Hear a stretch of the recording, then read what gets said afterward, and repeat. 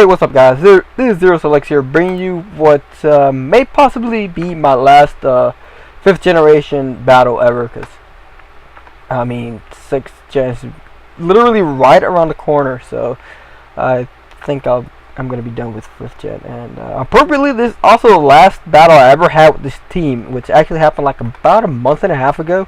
I wanted to post this as soon as I possibly could, but I'm like, I'll just wait till like right before the release of X and Y, so I could, do this my last battle ever. So here it is, the good old Meloetta team, which began to just completely go downhill after as time went on, and decided just to take it out for a final spin, like I said, and see how it went.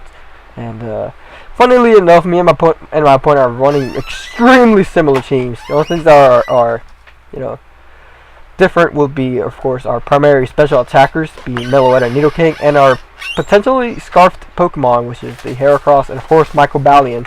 Other than that, things are, and then, of course, I have an Azumarill over, Rapid Spin support. So that should be a pretty interesting match, and in fact, it did turn out to be rather interesting. So without further ado, I will just go ahead and begin the battle. Alright.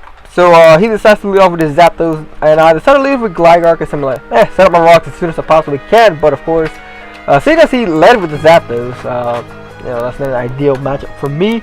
So I am going to switch on out of there into Rambi to take the incoming HP Ice, which does come my way.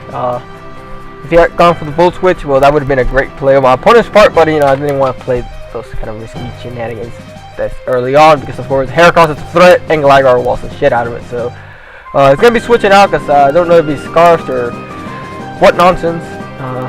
Didn't reveal any items, so probably lefties, I don't know. But he's gonna go into Gligar, set up his rocks. I'm just gonna keep going Fire Slam, trying to get the paralysis, actually, especially for Earth. And I do manage to get it, so that's good. Right here, he was most likely either gonna Earthquake, U-turn, or Roost. Don't know what happened there, because of course he got paralyzed. So I'm like, if he decides to stay in this turn, try to rip the Roost off, going to Gligar would be ideal, because then I would be able to set up my rocks for free, as he does in fact go for the Roost this time around. And there we go. Opponent's gonna go into this Blastoise, because of course Blastoise gets a really good matchup against Gligar over here. So as I set up my rocks, I knew he was going to most likely spin. I should have probably switched that to something else to directly threaten the Blastoise out, but I just had to go for the Earthquake just to get some damage off, which was kind of stupid on my part. I mean, if he had gone for a Scald or Ice Beam, that would have been really, really bad. So go for the U-turn now, and I'm going to go to the Luxus, expecting the standard Scald or something like that, but this guy goes straight for the Ice Beam. I'm like, holy shit, wow. I walked right into that one. I mean, Ice Beams on bosses really isn't too common, so that kind of led me to believe he most likely doesn't have Roar or Toxic. If he has Toxic, then Meloetta will set up all over this Blastoise, and how this battle will end. But if he does have in fact have Roar, I'm gonna have to deal with the Blastoise in another way. So missed a couple of turns here. I wasn't really paying too much attention, but we ended up with Gligar and Snorlax, and he's gonna switch out, of course, right back onto his Blastoise to get the spin off. And now that I know he's most likely gonna go either for Rapid Spin or the Ice Beam, I'm gonna go into Meloetta feeling pretty safe. He wasn't gonna go for Scald, because if he had gone for Scald and gotten burned, that would have been really bad. So in goes Meloetta, and takes the Ice Beam like a champ. Now here I'm just going to set up a sub just to scout to see whether he has Toxic or Roar. The fact that he switched out there kinda, well, actually you don't really know what's up with that. I mean, Meloetta really isn't too common in UU as it is, so I don't know what he was expecting there, but he probably saw Zapdos deal with Meloetta a lot easier. But I do see the leftovers. I do go first, so there's definitely I'm guessing special defensive Zapdos. The fact that he switched it in on Meloetta. So set up a sub, and safety behind the sub, set up a Calm Mind, and after that Thunderbolt will have 0 chance of breaking my sub. I think it's a 2 KO even after a +2, I'm not entirely sure. But in comes to Snorlax, which I completely forgot.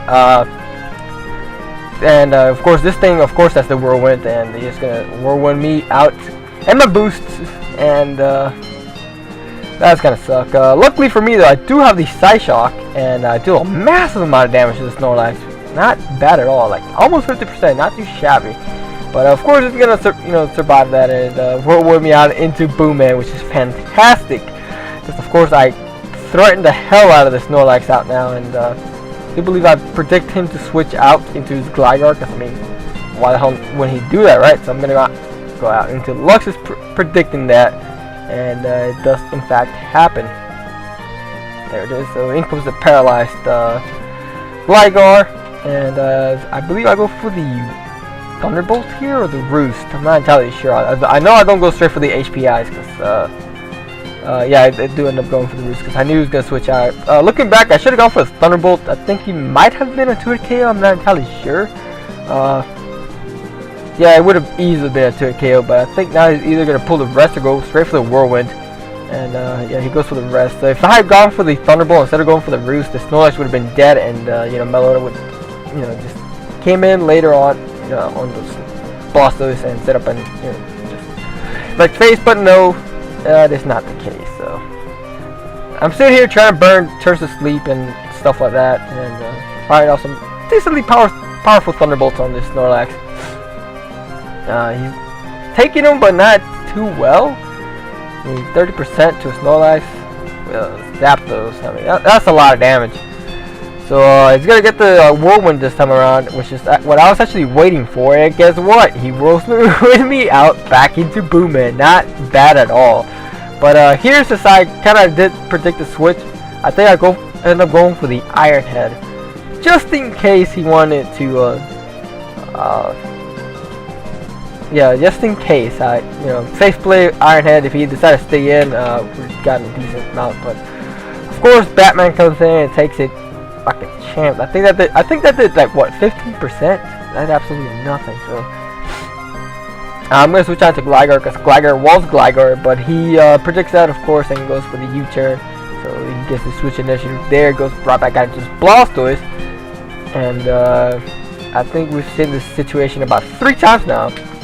Get the crit with the U-turn, which is always nice. I mean, kind of negate his lefty's gain for the turn, kind of. So and then I'm gonna go on to Rambi, who I believe has not seen any action since the beginning of the battle. So again, I should have gone on to Melota and then, you know, wrecked face from there, because I think the Snorlax was slow enough where Psyshock, even at +1, would have taken him out. So there he goes. He rebuilds his entire set. He does in fact have Toxic, and that is fantastic, because now I basically guarantee the sweep Melota.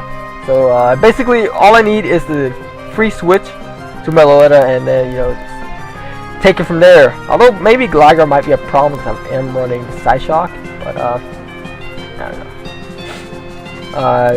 know. Speaking about Gligar, it comes in to take the incoming Body Slam.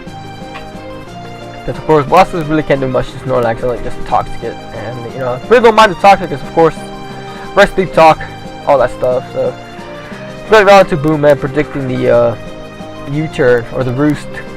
Actually, I was predicting the U-turn actually. So he actually pulls the Roost on me. So if I had gone on into Melota, actually that wouldn't have worked out anyways because of the U-turn. Never mind.